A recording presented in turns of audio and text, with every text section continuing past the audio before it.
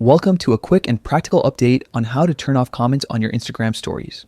If you've ever posted a story and wished you could skip the comment section, this video is for you. We'll walk through the steps clearly so you can protect your space and keep conversations constructive.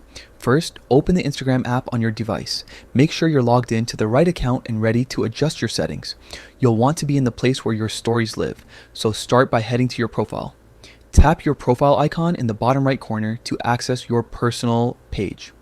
From there, look to the top right and tap the menu. This opens a menu with various account and privacy options. It's the gateway to deeper controls that most users don't realize are easy to customize. Scroll down within that menu until you find the comments option. It may be labeled simply as comments, but you're seeking the privacy and interaction controls that govern how people engage with your content.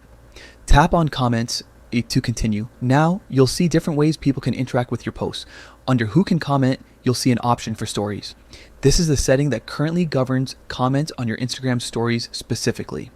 Tap on stories to adjust that behavior. You'll be presented with a choice to select off.